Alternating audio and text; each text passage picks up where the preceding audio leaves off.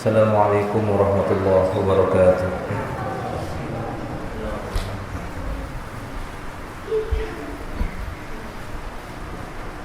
Innal hamdalillah nahmaduhu nasta'inuhu wa nastaghfiruh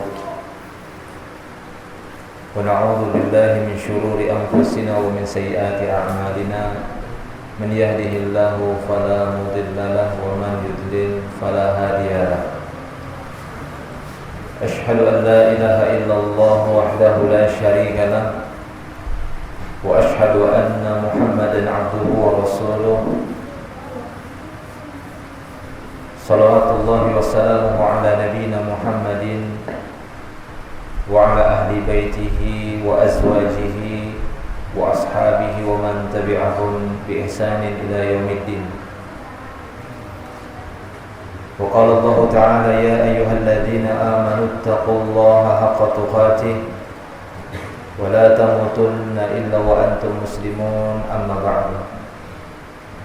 Fa inna asdaqal hadits kitabullah wa khairal hadi hadi Muhammadin sallallahu alaihi wasallam wa syarrul umur muhdatsatuha wa kullu muhdatsatin bid'ah wa kullu bid'atin dhalalah wa kullu dhalalatin fin nar.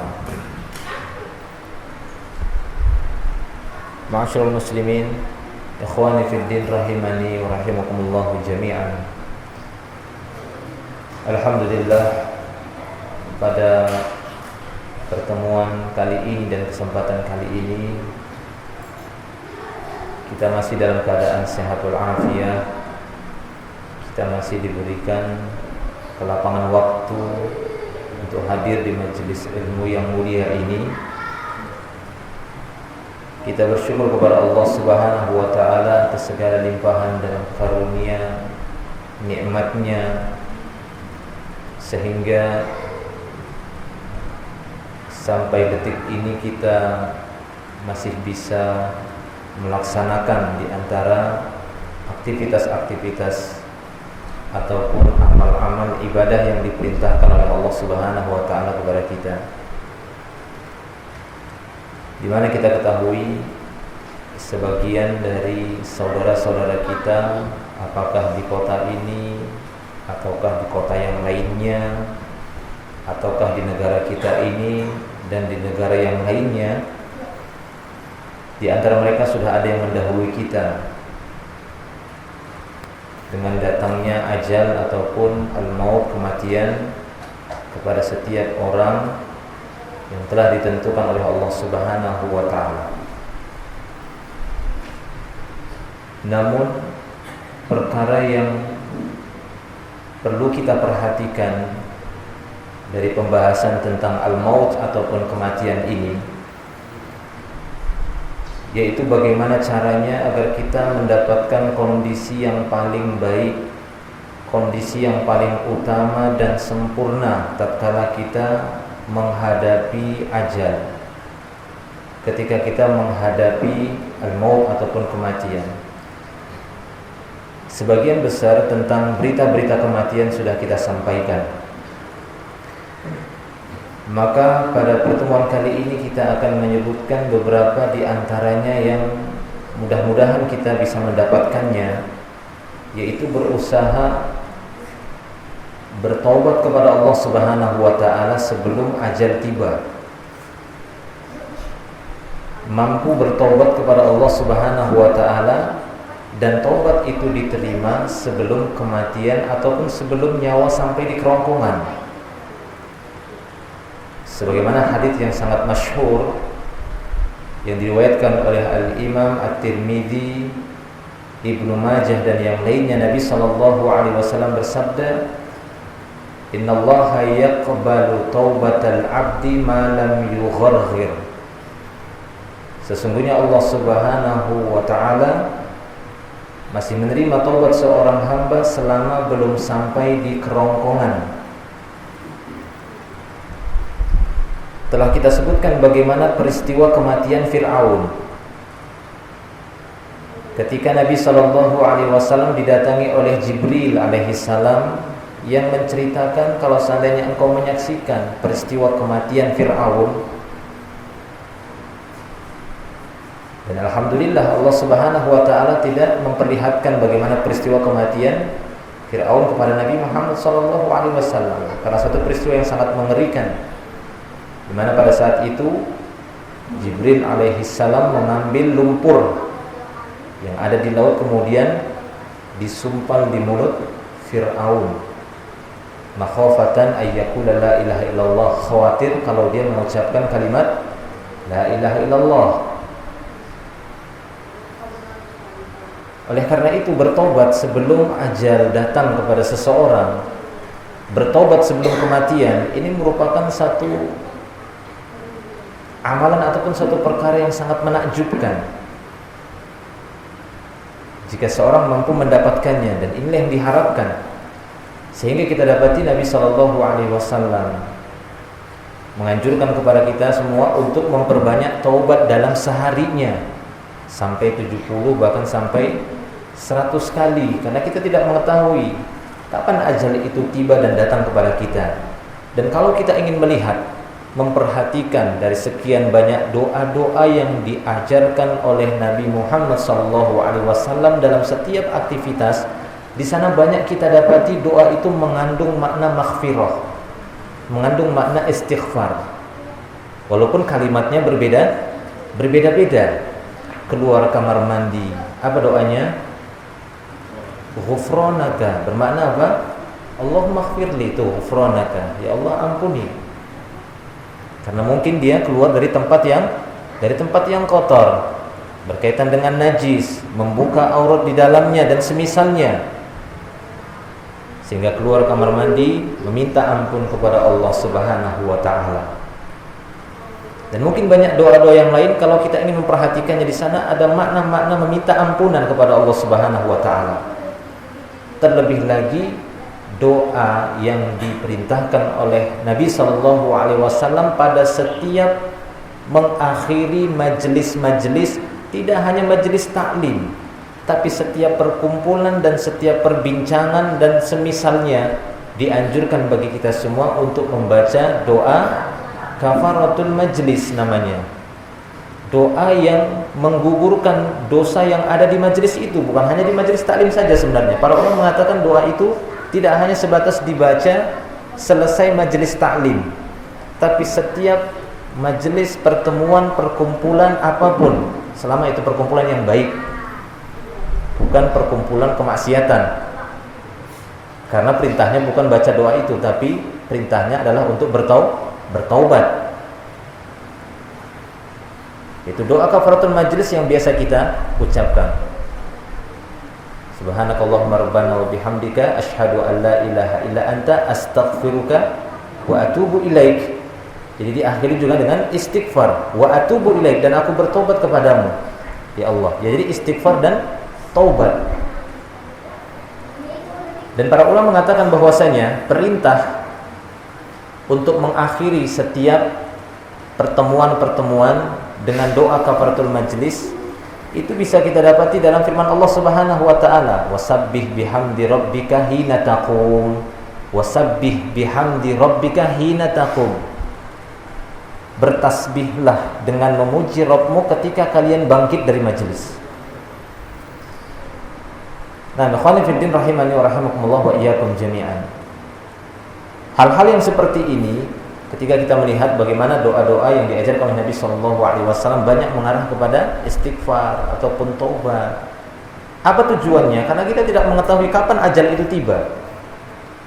Maka barangkali setelah kita membaca doa-doa tersebut, kemudian ajal itu datang, moga-moga dengan itu kita ditetapkan dan dituliskan sebagai seorang yang meninggal dunia dalam keadaan bertobat kepada Allah Subhanahu wa taala.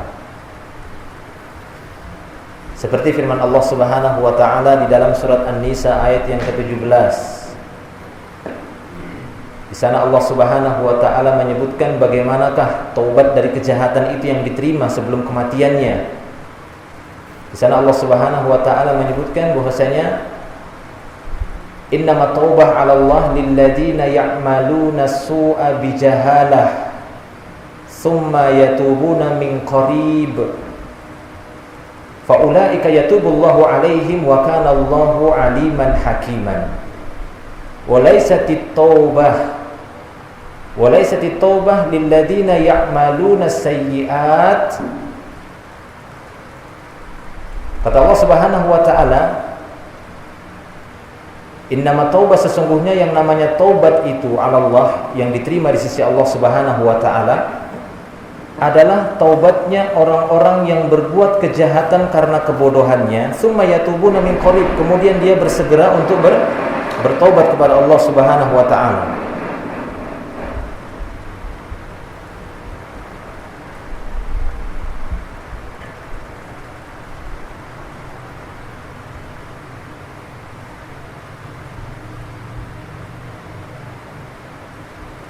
Jadi kata Allah Subhanahu wa taala, sesungguhnya taubat yang diterima di sisi Allah Subhanahu wa taala, innamat taubah 'ala Allah lilladzina ya'maluna su' bijahalah. Taubat yang diterima di sisi Allah Subhanahu wa taala bagi orang-orang yang telah melakukan perbuatan perbuatan jahat. Kenapa bijahalah? Karena kebodohannya. Summa yatubuna min qarib, tapi ketika mereka melakukan kejahatan itu, mereka segera dan cepat-cepat untuk bertobat kepada Allah Subhanahu wa taala. Dalam waktu dekat mereka langsung bertobat kepada Allah Subhanahu wa taala. Faulaika yatubullahu alaihim, mereka inilah orang-orang yang diterima taubatnya oleh Allah Subhanahu wa taala. Wa kana Allahu aliman hakima, dan adalah Allah Subhanahu wa taala Maha mengetahui dan Maha bijaksana. Kemudian ayat selanjutnya Allah Subhanahu wa taala menyebutkan walaisatit taubah lilladzina ya'maluna sayyi'at, dan bukanlah dikatakan taubat yaitu bagi orang-orang yang melakukan kejahatan-kejahatan tapi tidak segera untuk bertobat. Sampai kapan? Hatta idza hadaru ahadahumul maut, sehingga ketika kematian datang kepada salah seorang di antara mereka, masih juga mereka melakukan kejahatan, tidak segera untuk bertobat kepada Allah Subhanahu wa taala. Hatta idza hadaru ahaduhumul maut qala inni tubtu al-an. Ketika kematian sudah mau datang kepada dia, baru dia mengatakan inni tubtu al-an. Sekarang saya baru mau tobat. Sekarang saya baru mau tobat. Ketika kematian sudah mau datang, tanda-tanda kematian sudah mau datang, baru dia mengatakan inni tubtu al-an. Sekarang saya baru tobat. Yang seperti ini tidak diterima. Laisatit taubah, kata Allah. Ini bukan tobat yang diterima. Ini bukan tobat yang diterima. Tobat yang diterima yang di awal tadi. Innamat taubah 'ala Allah lilladzina ya'maluna su' bijahalah tsumma yatubuna min qarib. Taubatnya orang-orang yang berbuat kejahatan karena ketidaktahuan, karena kejahilan dan kebodohan mereka, tapi mereka segera untuk bertobat kepada Allah Subhanahu wa taala. Taubat seperti ini yang diterima oleh Allah Subhanahu wa taala. Bukan taubatnya orang-orang yang terus berbuat kejahatan, tidak pernah berpikir untuk membersihkan diri, bertobat kepada Allah, tiba-tiba kematian sudah mau datang kepada dia, qala inni tubtu al-an. Baru dia mengatakan sekarang saya mau tobat baru sekarang. Saya baru mau tobat. Ketika sudah mulai kelihatan tanda-tanda kematiannya. Walal ladzina yamutuna wa hum kuffar, kata Allah Subhanahu wa taala. Dan taubat tidak diterima juga bagi orang-orang yang yamutuna wa hum kuffar, mati dalam keadaan kuffar, mati dalam keadaan kafir. Ini enggak diterima taubat seperti ini. Ulaika a'tadna lahum 'adzaban aliman, bahkan mereka inilah orang-orang yang telah kami siapkan bagi mereka azab yang pedih. Nah, para jemaah dengan Allah Subhanahu wa taala, ini merupakan perkara yang sangat penting bagi orang-orang yang beriman untuk memperhatikan taubat mereka, sehingga kita dapati seperti yang kita sebutkan di awal, bagaimana Nabi Muhammad SAW setiap harinya menuntun kita, mencontohkan kepada kita untuk memperbanyak bertaubat kepada Allah Subhanahu wa taala. Nah, kita sangat menginginkan dan mengharapkan saat-saat kematian yang kita hadapi, kita dalam keadaan diterima taubatnya oleh Allah Subhanahu wa taala. Karena orang yang diterima taubatnya itu seperti tidak ada dosa. At-taibu minadz-dzanbi kaman la dzanba lahu. Seorang yang bertobat dari perbuatan dosa itu seperti orang yang tidak melakukan dosa. Maka ketika seorang bertobat kepada Allah Subhanahu wa taala, sebelum menjelang kematiannya dan diterima taubatnya oleh Allah Subhanahu wa taala, maka dia menghadap Allah Subhanahu wa taala tanpa membawa dosa, tanpa membawa dosa. Sehingga ini satu kegembiraan bagi seorang hamba. Sehingga inilah yang menjadikan kegembiraan bagi seorang hamba ketika bertemu dengan Allah, dia pun senang menghadapi kematian. Sehingga dalam satu hadis Nabi SAW bersabda, diriwayatkan oleh Ubadah bin Samit, Anas bin Malik mengatakan bahwasanya Nabi SAW bersabda, dan hadis ini diriwayatkan oleh Al-Imam Bukhari. Beliau SAW bersabda, "Man ahabba liqa Allah, ahabballahu liqa'ahu, wa man kariha liqa Allah, karihallahu liqa'ahu." Barang siapa yang cinta bertemu dengan Allah, Allah juga cinta bertemu dengan dia. Barang siapa yang senang suka bertemu dengan Allah, Allah pun suka senang bertemu dengan dia. Tapi barang siapa yang benci bertemu dengan Allah, Allah pun benci bertemu dengan dia. Sebagian istri-istri Nabi SAW, di antaranya Aisyah radhiyallahu anha wa ba'du azwajihi, qalat, Aisyah berkata kepada Rasulullah SAW, dia berkata, "Innala nakrahul maut ya Rasulullah, sesungguhnya kami semuanya merasa takut, merasa tidak senang dengan kematian." Siapa yang senang dengan kematian? Sesuatu yang sangat menegangkan dan sangat menyakitkan, mati. Tapi kenapa dalam hadis ini jadi Aisyah dan sebagian istri-istri Nabi, istri-istri Nabi SAW, mereka merasa bingung dengan sabda Nabi SAW dan salah faham. Karena dalam hadis tadi Nabi mengatakan, barang siapa yang senang bertemu dengan Allah, mereka tafsirkan bahwasanya barang siapa yang senang mati, Allah juga senang cinta untuk bertemu dengan dia. Karena yang dimaksud di sini liqa Allah, bertemu dengan Allah. Bagaimana cara bertemu dengan Allah? Ya jelas dengan pintu kematian. Sehingga istri-istri Nabi SAW memahami sabda beliau, "Man ahabba liqa Allah," yakni man ahabbal maut ahabballahu liqa'ahu. Barang siapa yang senang dengan kematian, Allah senang bertemu dengan dia. Barang siapa yang benci dengan mati, Allah pun benci dengan dia. Makanya Aisyah mengatakan, "Innala nakrahul maut ya Rasulullah." Benar. Kalau begitu, kami semuanya benci dengan kematian. Siapa yang senang mati? Kami juga benci kematian wahai Rasulullah. Apakah Allah benci kepada kami? Seperti itulah pemahaman Aisyah radhiyallahu anha dan sebagian istri-istri Nabi SAW. Maka Nabi SAW pun menjelaskan kepada mereka, qala laisa kadzalik, kata Rasulullah, bukan seperti itu memahaminya. Nah, lihat gitu ya. Jadi istri Nabi juga bisa salah paham dengan sabda Nabi SAW. Jadi butuh penjelasan, membutuhkan penjelasan dari Nabi SAW tentang ayat. Itu tidak bisa hanya sebatas mentafsirkan sendiri, meninggalkan hadis. Al-Quran itu ditafsirkan dengan hadis-hadis Nabi SAW. Bahkan hadis Nabi sendiri, istri-istri Nabi SAW masih salah paham. Maka Rasul mengatakan laisa kadzalik, bukan begitu maksud sabda Rasulullah SAW.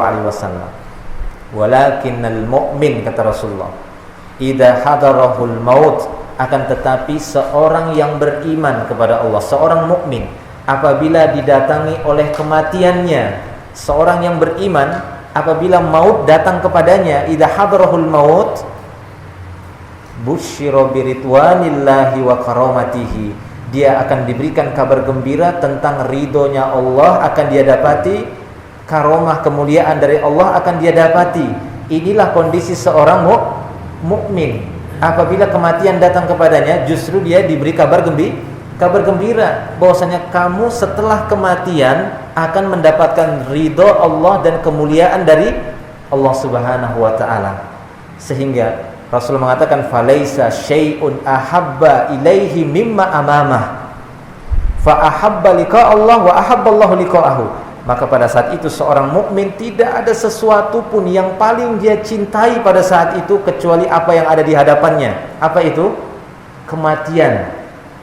Kematianlah yang paling diinginkan, yang paling dicintai oleh seorang mukmin. Kenapa? Karena sebelum dia mendapatkan kematian, dia dikasih kabar gembira, kamu akan mendapatkan ridho Allah dan kemuliaan dari Allah Subhanahu wa taala. Maka pada saat itu seorang mukmin pun sangat ingin mati. Ingin sekali dia bertemu dengan Allah dengan mendapatkan ridhonya, dengan mendapatkan kemuliaan dari Allah Subhanahu wa taala. Jadi para ikhwan rahimani wa rahimakumullah wa iyyakum jami'an, ini semua buah dari amal. Ini semua merupakan buah dari amal saleh, sehingga Allah Subhanahu wa taala memberikan hadiah baginya untuk bertobat sebelum kematiannya, untuk melakukan amal-amal kebaikan sebelum kematiannya, sehingga dia mengakhiri kehidupannya dengan kebaikan. Dan dia pun mendapatkan kabar gembira dengan ridho Allah, dengan surga Allah Subhanahu wa taala, sehingga dia pun mengharapkan kematian pada saat itu. Pantas saja Rasulullah tadi di awal mengatakan, man ahabba liqa Allah ahabballahu liqa'ahu. Siapa saja yang senang bertemu dengan Allah, artinya benar sebenarnya pemahaman Aisyah radhiyallahu anha itu benar kan begitu ya. Akan tetapi mungkin yang masih keliru adalah bagaimana kondisi kematian seorang mukmin ataukah seorang yang kafir. Tapi sebaliknya kata Rasulullah, adapun seorang yang kafir, wa innal kafir, adapun orang yang kafir kata Rasulullah sallallahu alaihi wasallam, idza hadar, jika kematian itu datang kepadanya, busyira bi azabillahi wa uqubatihi, dia akan diberikan kabar gembira, azab Allah menantimu, siksaan Allah menantimu setelah kematian ini. Makanya Rasul mengatakan, falaisa syai'un akraha ilaihi mimma amamah, fakariha liqa Allah wa karihallahu liqa'ahu. Maka tidak ada sesuatu pun yang paling dibenci oleh orang kafir pada saat itu kecuali apa yang ada di hadapannya. Apa itu? Kematian itu paling dia benci. Benci sekali dia pada saat itu. Tidak ada yang paling dia benci pada saat itu kecuali maut, kematian. Benci dia dengan kematian. Sehingga dia pun ketika benci bertemu dengan Allah, namanya benci kematian berarti benci ketemu dengan Allah Subhanahu wa taala. Maka Allah Subhanahu wa taala pun benci dengan dia. Tapi mau bagaimana lagi? Yang namanya al-maut itu adalah sesuatu yang sudah ditetapkan oleh Allah Subhanahu wa taala. Dia tidak bisa lari kemana-mana. Sebagaimana dalam surah Al-Jumu'ah yang pernah kita bacakan, ya kalau seandainya ya ingin sekali manusia itu lari dari kematian. Ya, kalian ingin lari dari kematian, padahal kematian itu akan mulakikum, akan mendatangi kalian. Nah, ikhwan fillah rahimani wa rahimakumullah wa iyyakum jami'an. Jadi ini kondisi seorang yang beriman, seorang yang saleh, seorang yang bertakwa kepada Allah Subhanahu wa taala, dia akan mendapatkan kabar gembira sebelum nyawanya dicabut, sehingga pada saat itu tidak ada yang paling dia senangi, tidak ada yang paling dia cintai kecuali kematian. Dia pun mengharapkan kematian karena dia ingin bertemu dengan Allah Subhanahu wa taala. Berbeda halnya dengan orang-orang yang tidak beriman ataupun orang-orang yang fajir, dia akan diberikan kabar gembira tentang siksaan Allah yang menantinya, azab Allah Subhanahu wa taala yang menantinya, wal iyadzubillah. Oleh karena itu, di dalam beberapa ayat-ayat Allah Subhanahu wa taala, Allah Subhanahu wa taala menceritakan tentang tamannil kafir awil fajir, angan-angannya orang kafir ataupun angan-angannya orang fajir, ahlu maksiyah, ahlu kufur atau yang semisalnya. Mereka berangan-angan agar dikembalikan lagi ke dalam kehidupan dunia. Mereka berangan-angan agar dihidupkan kembali. Karena sebenarnya mereka benci dengan kematian, tapi apa boleh buat, kematian itu sudah merupakan takdir untuknya. Akhirnya dia hanya bisa berangan-angan.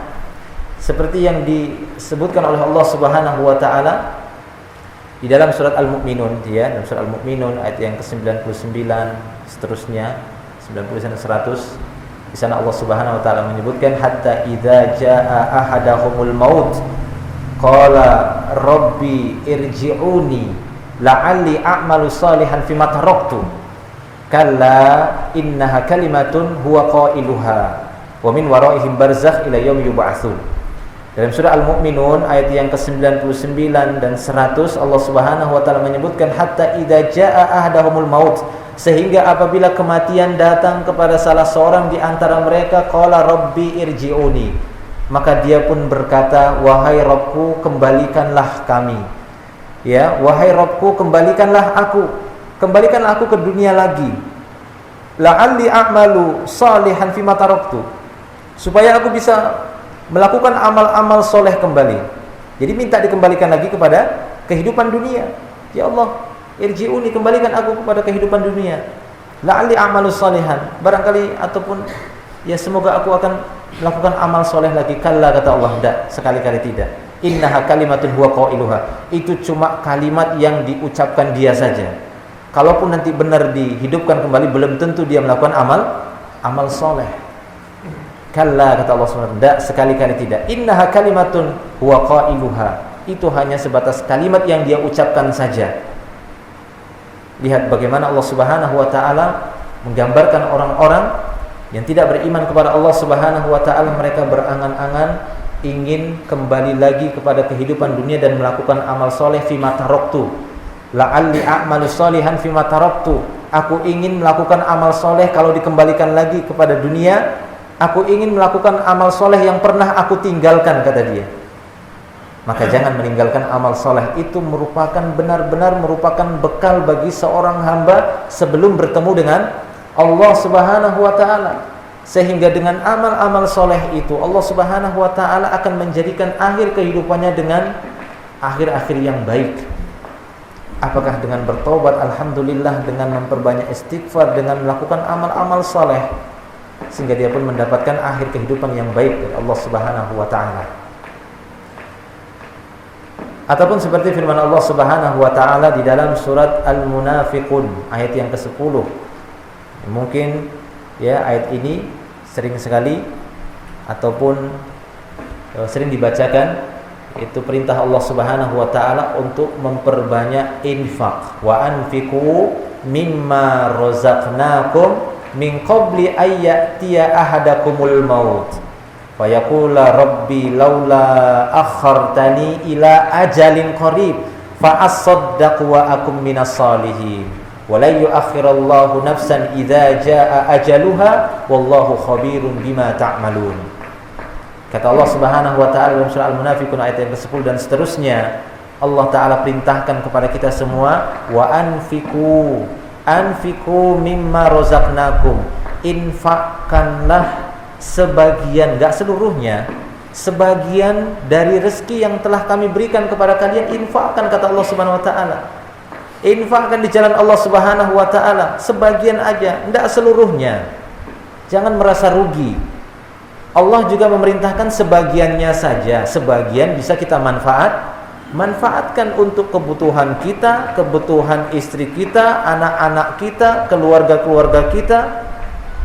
Tapi selebihnya ya infakkan kepada ya kaum muslimin ataupun kepada jalan-jalan kebaikan, kepada agama Allah Subhanahu wa taala yang membutuhkan perjuangan, yang membutuhkan biaya. Apapun itu yang diperintahkan oleh Allah Subhanahu wa taala diinfakkan. Mimma razaqnakum. Sampai kapan? Min qabli ayyatiya ahadakumul maut. Sebelum al-maut, kematian datang kepada salah seorang di antara kalian, sehingga salah seorang di antara kalian mengatakan laula akhartani ya Rabbi, ya Rabbi laula akhartani, wahai Tuhanku, wahai Rabbku, kalaulah seandainya engkau mau menangguhkan kematianku ya sebentar saja, ila ajalin qarib, kalaulah seandainya engkau mau menangguhkan kematianku sebentar saja, fa as-saddaq, niscaya aku akan bersedekah. Lihat bagaimana kondisi orang-orang bakhil ini. Ya ini orang-orang bakhil sebenarnya. Dalam surah Al-Munafiqun, ya ciri-ciri orang munafik itu kan bakhil, pelit. Ya, sehingga apabila sudah diwafatkan, dimatikan oleh Allah, mereka ingin minta dikembalikan lagi, ditunda sejenak sehingga kami bisa bersedekah. Wa akun minas salihin, dan aku termasuk orang-orang yang soleh. Berarti orang-orang yang tidak mau berinfak, bersedekah, ini bukan perbuatan orang-orang soleh.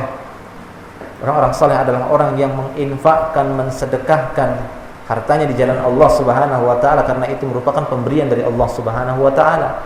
Jangan menunggu sampai kematian datang baru dia berangan-angan kalau seandainya aku bisa bersedekah, padahal tidak bisa lagi. Wala yu'akhirullahu nafsan idza jaa ajaluha. Jadi Allah Subhanahu wa taala tidak akan pernah menangguhkan ya satu jiwa pun, jika ajalnya sudah tiba maka tidak akan ditunda oleh Allah Subhanahu wa taala. Ya, tidak akan pernah ditunda ajal seorang kalau sudah sampai pada waktunya. Sehingga dalam hadis yang lain Nabi SAW juga pernah bertanya Nabi SAW pernah ditanya dalam riwayat Imam Bukhari dan Imam Muslim, beliau pernah ditanya tentang sedekah yang paling besar ganjaran dan pahalanya itu apa? Ya, sedekah yang bagaimana? Rasulullah pernah ditanya, "Ya Rasulullah, ayu sedekati a'zam?" Wahai Rasulullah, sedekah apa yang paling besar pahalanya? Kira-kira sedekah apa yang paling besar pahalanya? Ini suaranya kok bunyi-bunyi, enggak apa-apa ya? Ini kan? Bukan ya? Ini. Jadi Nabi SAW pernah ditanya, "Ya Rasulullah, ayu sedekati a'zam?" Sedekah apa yang paling besar? Mungkin sebagian orang mengatakan, "Oh, sedekah yang paling besar pahalanya menyedekahkan tanah, wakaf tanah." "Oh, sedekah yang paling besar pahalanya adalah bangun masjid." "Oh, sedekah yang paling besar pahalanya memberi makan anak yatim." "Oh, sedekah yang paling besar menginfakkan hartanya di jalan Allah, yaitu jihad fisabilillah." Oh, dan banyak. Ya. Sedekah yang paling besar adalah mensedekahkan dinar, dirham, ataupun yang semisalnya dari barang-barang bermanfaat yang berharga yang bisa diinfakkan di jalan Allah Subhanahu wa taala. Tapi apakah itu jawaban Rasulullah sallallahu alaihi wasallam? Ketika beliau ditanya ayu sedekati a'zam, maka jawaban beliau mengatakan, "Anta saddaqa wa anta sahih syahih takhshal faqra wa ta'ammalul ghina wa la tumhil hatta idza balagatil khulqum qulta li fulani kada wa li fulani kada wa qad kana li fulan." Ini kata beliau sallallahu alaihi wasallam, sedekah yang paling besar pahalanya adalah engkau, kata Rasulullah, engkau mengeluarkan sedekah dalam keadaan engkau sehat, sahih, dalam keadaan sehat walafiat, tidak membutuhkan biaya yang besar. Orang sehat kan nggak butuh biaya besar kan? Yang butuh biaya besar itu adalah orang sakit. Orang sakit itu biayanya besar. Beli obat, perawatan, untuk ini, untuk itu banyak sekali. Makanya Rasul mengatakan anta saddaqa, engkau bersedekah dalam keadaan sahih, dalam keadaan nggak membutuhkan banyak biaya, sehat. Akan tetapi yang penyakitnya apa? Syahih. Kamu sehat badannya, akan tetapi bakhil hatinya, bakhil jiwanya. Jadi engkau sehat tapi dalam keadaan bakhil. Syahih itu pelit maksudnya, dalam keadaan kikir. Jadi kondisi jiwa itu tidak mau mengeluarkan harta.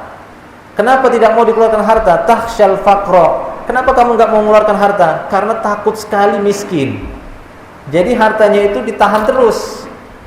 Padahal kamu tidak membutuhkan biaya yang sangat besar. Engkau sehat, kata Rasulullah. Jadi engkau bersedekah atau bersedekah dalam keadaan kamu tidak membutuhkan biaya besar, sehat walafiat. Akan tetapi pelitnya bukan main, takutnya dengan kemiskinan, padahal hartanya ada, kebutuhan juga tidak terlalu besar, tapi pelit, ya, kikir, syahih, takhshal faqra, takut sekali miskin. Wa ta'amul ghina, dan berangan-angan ingin kaya raya. Nah, ini kan kacau seperti ini. Ini kan berat sebenarnya, kan gitu ya. Ini berat sebenarnya. Ini adalah kondisi bagaimana seorang itu takut dengan kemiskinan. Ini kan umumnya. Kemudian pengen kaya raya sehingga harta itu pun ditahan padahal dia tidak membutuhkan banyak biaya. Nah, dalam keadaan dan kondisi seperti ini, bersedekahlah. Ini besar pahalanya, kata Rasulullah sallallahu alaihi wasallam. Justru ini besar pahalanya. Ini besar pahala sedekahnya. Bukan masalahnya ataukah dinar, ya, emas, ataukah ya sebidang tanah, ataukah itu berupa barang-barang yang lainnya, semen, batu, dan yang semisalnya, makanan, tidak. Tapi engkau bersedekah ketika kamu tidak membutuhkan biaya besar, tapi ditahan hartanya, takut sekali miskin dan pengen kaya. Sampai kapan seperti ini? Hatta idza balagatil khulqum, ya, wala tumhil, kata Rasulullah. Dan kamu tidak memperdulikannya, tetap terus menyia-nyiakannya, menyepelekan. Hatta idza balagatil khulqum, sehingga apabila nyawa sudah sampai di kerongkongan, kulta, baru kamu mengatakan si fulan sekian, si fulan sekian, si fulan sekian sudah mau meninggal dunia, baru bagi-bagi harta. Untuk apa, kata Rasulullah? Laqad kana li fulan, kan sudah ada bagian untuk si fulan. Maksudnya apa? Al-mawarith. Untuk apa kamu mengatakan si fulan sudah mau mati baru mengatakan oh si fulan sekian, si fulan sekian? Kenapa enggak waktu sehat kemarin? Itu kan pahalanya besar. Sudah mau mati baru bagi-bagi harta kan begitu ya. Ini taubat aja sudah tidak diterima, apalagi dia harus membagi-bagi harta. Sudah nyawa disampai di kerongkongan baru fulan sekian. Karena dia sudah mau mati. Alhamdulillah. Jangan menunggu sampai seperti itu. Wa anfiqu mimma razaqnakum min qabli ayyatiya ahadakumul maut. Jadi infakkan sebelum kematian itu datang kepada salah seorang di antara kalian, kata Allah Subhanahu wa taala. Jadi ikhwan fillah rahimani wa rahimakumullah wa iyyakum jami'an. Ya, jadi ini merupakan angan-angan orang-orang yang tidak beriman, angan-angan orang-orang yang tidak melakukan amal soleh. Mereka ingin sekali melakukan amal soleh. Berbeda halnya dengan orang-orang yang beriman, yang mana mereka memanfaatkan masa-masa kehidupannya dengan melakukan amal soleh, sehingga dengan itu mereka pun mendapatkan kabar gembira di saat-saat kematian akan menjemput mereka, dan mereka pun mencintai kematian itu dibandingkan yang lainnya, dibandingkan hartanya. Bahkan mereka nggak peduli dengan hartanya. Kenapa? Karena mereka dapat kabar gembira, mereka santai saja, bahkan mereka senyum, tenang, bahkan Masya Allah. Kalau mungkin kita pernah mendengar cerita pengalaman sebagian orang yang tersenyum di saat-saat kematiannya, tidak memikirkan tentang hartanya, tidak memikirkan dengan apapun, bahkan dia sangat gembira bertemu dengan kematiannya. Subhanallah.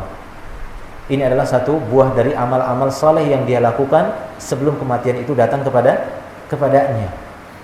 Nah, para jemaah yang Allah Subhanahu wa taala, maka demikian jugalah para nabi ataupun para rasul. Seperti yang disebutkan di dalam beberapa riwayat hadis, di antaranya diriwayatkan oleh Imam Bukhari dan yang lainnya. Disebutkan di sana dari Aisyah radhiyallahu anha. Aisyah radhiyallahu anha menceritakan sebagian kejadian yang dialami oleh Nabi Muhammad sallallahu alaihi wasallam pada saat-saat menjelang kematian beliau.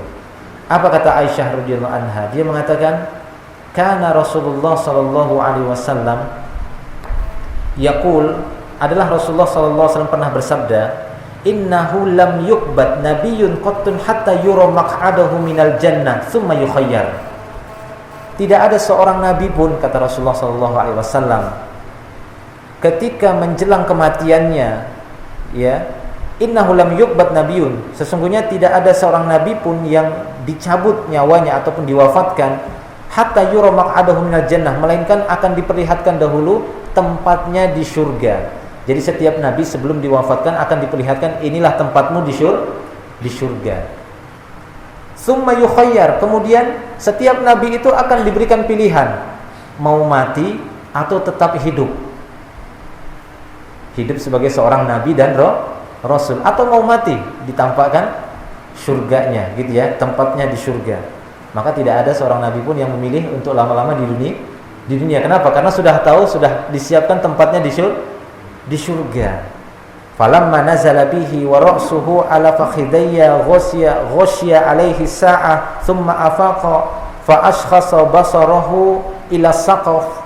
Maka ketika telah turun berita dekatnya kematian Nabi sallallahu alaihi wasallam, sementara kepala beliau pada saat itu bersandar di atas kedua pahaku, kata Aisyah radhiyallahu anha, kemudian beliau sesaat pingsan, sesaat sadar, sesaat pingsan, sadar, kemudian ketika sadar beliau mengarahkan pandangannya ke atas langit sembari beliau mengatakan Allahumma rafiqul a'la, Allahumma rafiqul a'la. Beliau mengatakan, ya Allah, Engkaulah zat yang paling enak ditemani, Engkaulah teman yang paling tinggi. Ar-Rafiq itu teman yang benar-benar setia. Engkaulah ya Allah Ar-Rafiqul A'la. Artinya apa? Rasulullah menunjukkan tanda kerinduannya ingin bertemu dengan Allah Subhanahu wa taala. Sudah rindu sekali Rasulullah pada saat itu dengan Allah, ingin bertemu dengan Allah Subhanahu wa taala. Sehingga pada saat itu qultu, aku pun berkata kepada Rasulullah, idzan la yakhtaruna ya Rasulullah. Kalau begitu kamu enggak milih kami ya Rasulullah. Sampai seperti itu Aisyah mengatakan kepada Rasulullah, ya Rasulullah, engkau tidak memilih kami, engkau lebih memilih Allah Subhanahu wa taala. Maka Nabi sallallahu alaihi wasallam tetap mengatakan Allahumma fi rafiqil a'la, ya Allah, yaitu minta supaya disegerakan ataupun cepat bertemu dengan Allah Subhanahu wa taala. Kenapa? Karena kerinduan Nabi sallallahu alaihi wasallam ingin bertemu dengan Rabbnya. Inilah orang-orang yang beriman. Para nabi dan para rasul, mereka lebih mengutamakan bertemu dengan Allah Subhanahu wa taala dibandingkan dengan kehidupan dunia ini. Walaupun mereka sebenarnya bisa mendapatkan kemewahan dan kesenangan di dunia, bahkan ya, Aisyah radhiyallahu anha menyebutkan fasami'tu nabiyya sallallahu alaihi wasallam fi maradihi alladhi mata fihi.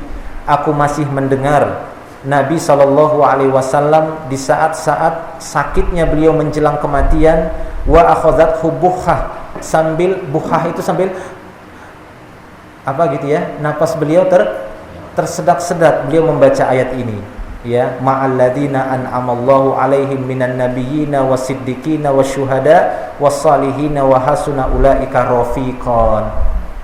Sambil beliau membaca ayat ini, surat An-Nisa ayat 69, dalam keadaan beliau ya sesak napasnya membaca ayat ini, sayup-sayup suaranya beliau membaca ayat ini, yaitu keinginan beliau ingin bergabung dan bersama orang-orang yang telah Allah beri nikmat kepada mereka dari para nabi yang sudah wafat, orang-orang siddiqin, para syuhada yang sudah meninggal dunia, orang-orang soleh. Beliau ingin bergabung dengan mereka. Hasuna ulaika rafiqan. Kenapa? Karena mereka lah sebenarnya sebaik-baik yang dijadikan teman. Sebaik-baik teman di dunia ataupun nanti di akhirat adalah mereka para nabi, para rasul, orang-orang jujur siddiq, orang-orang yang syuhada mati di medan jihad ataupun orang-orang soleh. Inilah adalah sebaik ulaika, hasuna ulaika rafiqah, sebaik-baik teman di dunia ataupun di akhirat. Sehingga beliau pun di saat-saat menjelang kematiannya menyebutkan ayat ini. Kenapa? Inginnya beliau bersama orang-orang yang beliau sebutkan atau yang disebutkan oleh Allah dalam surat An-Nisa tadi. Nah, ikhwan fillah rahimani wa rahimakumullah wa iyyakum jami'an. Ini mungkin sebagai tambahan-tambahan dari ya materi-materi al-maut ataupun kematian yang pernah kita sampaikan.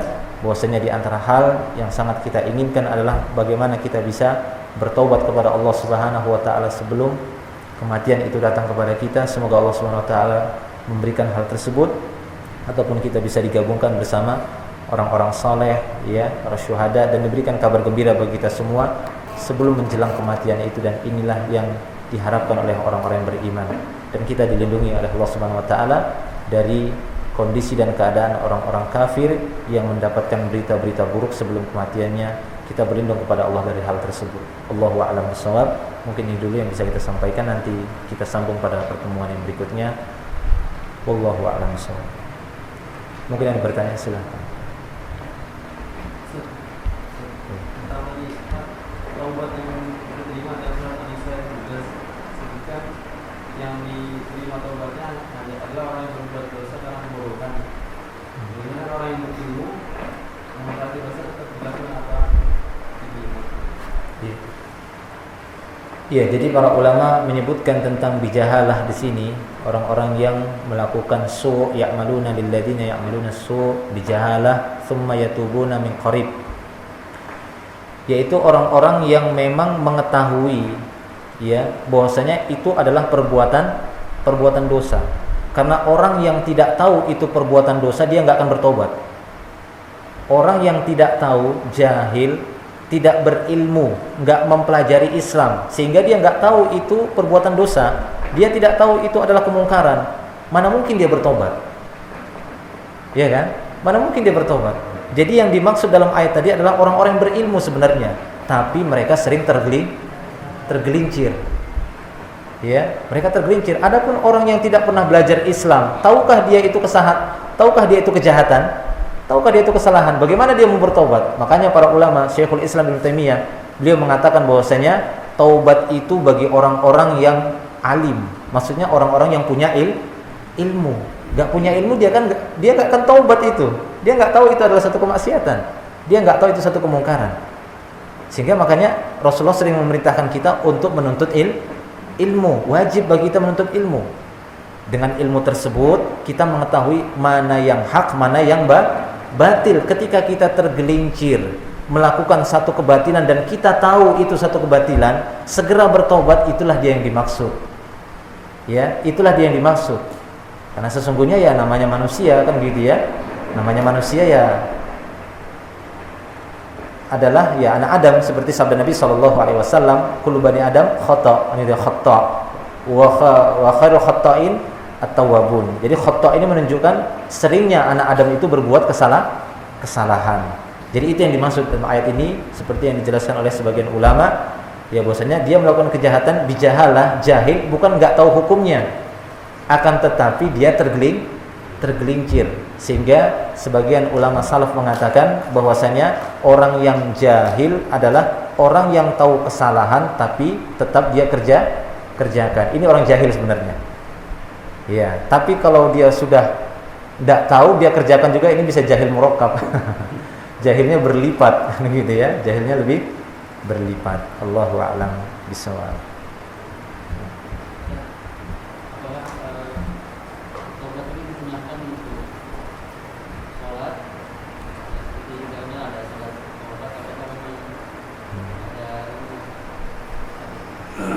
Iya, sebagian ulama menganjurkannya berdasarkan satu hadis, akan tetapi di sana memang tidak disebutkan namanya sholat taubat. Cuma disebutkan jika seorang melakukan satu kejahatan, kemudian dia bertobat kepada Allah Subhanahu wa taala dan mengambil wudu, sholat 2 rakaat. Nah, para ulama mentafsirkan maknanya itu adalah setelah melakukan kejahatan itu dia mengerjakan sholat 2 rakaat. Sehingga sebagian mengatakan menamakannya dengan sholat taubat. Sebagaimana halnya sholat tahiyatul masjid, Rasulullah nggak pernah mengatakan sholat tahiyatul masjid, tapi ahlul ilmi menamakannya ini penghormatan. Tahiyat itu kan penghormatan terhadap masjid Allah Subhanahu Wa Taala. Rasul kan hanya mengatakan barang siapa yang masuk masjid, kan gitu ya. Idza jaa ahadakumul masjid fala yajlis hatta yarka rakaatain. Apabila salah seorang di antara kalian masuk masjid, janganlah dia duduk sampai sholat 2 rakaat saja. Sholat apa ini? Nah, kan ditanya oleh orang, sholat apa ya? Para ulama mengatakan ya penghormatan untuk masjid, tahiyatul masjid. Nah, demikian juga hadis tadi. Ada hadisnya dan itu disahihkan oleh para ulama dan mereka sering menyebutnya dengan sholatut taubat. Wallahu a'lam bishawab.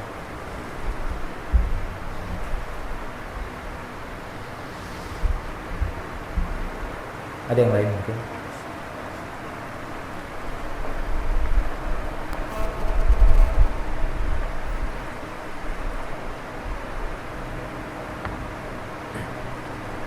Cukup ya mungkin ya. Ada lagi? Cukup. Kita ada yang bertanya. Sudah masuk waktunya belum? Sudah masuk. Iya, mungkin kita cukupkan dulu. Nanti insyaallah kita lanjutkan. Semoga bisa menjadi tambahan ilmu yang bermanfaat bagi kita semua. Wa akhiru da'wana alhamdulillah. Subhanakallahumma bihamdika asyhadu an la ilaha illa anta astaghfiruka wa atubu ilaik. Assalamualaikum warahmatullahi wabarakatuh.